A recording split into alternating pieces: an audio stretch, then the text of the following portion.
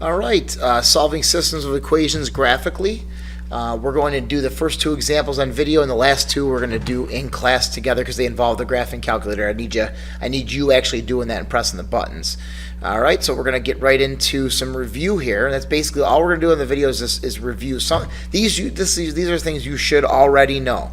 Okay, solving systems of equations, and if you're given two equations, like example 1, you're given two lines. Okay, two lines.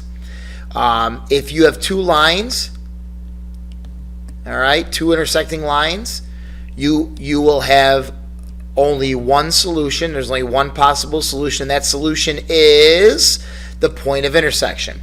If you're given a parabola, for example, and a line, okay, the most you could have is two solutions. Now, you could have one solution if the line intersected, like, don't write this. If the line intersected like right there, right, you'd have just one solution. And if the line went over here, you would have no solution. So you could have 0, 1, or 2 solutions if you have a parabola with a line, and two lines has to be one solution. All right. So just reviewing on how to solve a system of equations graphically, and then I'm going to show you how to do it in the calculator in class tomorrow. So here we go. Again, this is something you should already know. Solve by graphing. So we're going to graph both of these lines, negative 1/3 x. Okay, so there's a plus 0 there. There's always a plus 0 if you don't see anything. So for this one, okay, the y-intercept is 0. Remember y equals, I should have reviewed that, huh? Y equals mx plus b. All right, we're going back, right? We're going way back. And b is the y-intercept and m is the slope. All right, for here the slope is negative 1/3. Slope is negative 1/3, so we have a 0. We have a 0, 0 y-intercept and a slope of negative 1/3. That's down 1, 3 to the right. Down 1, 1, 2, 3. Down 1, 1, 2, 3. Okay, down 1, 1, 2, 3. Looking good. And then go the other direction. Okay, you don't need a calculator for this. Shouldn't anyways. And I'm going to try to connect these, but I'm probably not going to be able to. It's very hard in this thing I write on to do slanted lines. I got it, kind of. All right, and then we'll do a different color here. We'll do green. This one here is a y-intercept of negative 8 and a slope of 1. Yeah, it's a 1 in front of x, right? So the y-intercept is negative 8. 1, 2, 3, 4, 5, 6, 7, 8. And up 1 over 1. And you graph those lines. Boom. There's the intersection point. And then you connect to them the best you can with a straight edge.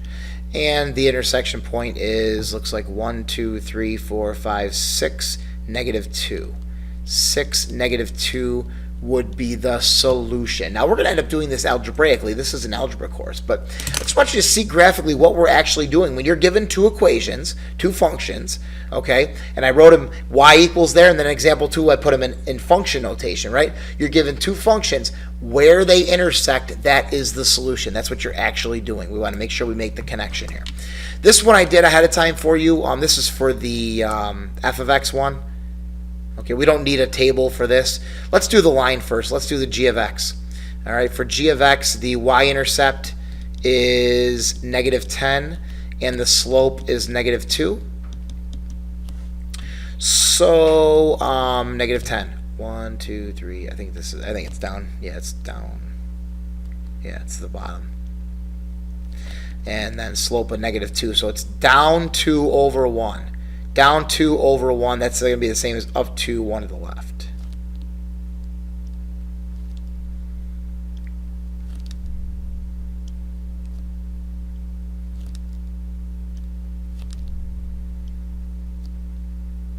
All right, there's my line. And then you would use your graphing calculator to do the parabola, which we'll do. I'll show you how to do tomorrow, but I already did it ahead of time. So this is just like, if you're wondering where I'm getting these numbers from, this is just off of the graphing calculator. I did it so that it saved you time on your video. You're welcome. All right. -3, -4, -3, 0, 5. I can't draw 3's apparently. All right, and then you plot those points. Okay, so I'm going to do that in red. No, I'm going to do it in blue. I'm going to do it in purple. I'm going to do it in purple. Okay, -6, 5. 1, 2, 3, 4, 5, 6, and then 1, 2, 3, 4, 5. And then -5, 0. Oh, there's an intersection point. -4, -3, 1, 2, 3, 4, 1, 2, 3. You must think this is so easy, right? Because this is all review. 4, and then -2, -3, and then -1, 0, and then 0, 5. Yeah, this is all review. You guys did this, right? You did this back in geometry. You did it in algebra. Oh, no, it should not have hit that point. Should not have hit that point. Oh my goodness. It's very difficult, this thing I write on, to get it to show up on the computer screen. Anyways, you get the idea. There we go. Okay, so where's our intersection point? It is right here, that point, and it was this point, right? So the answer is -5, 0, and -3, -4. Okay, so we're gonna do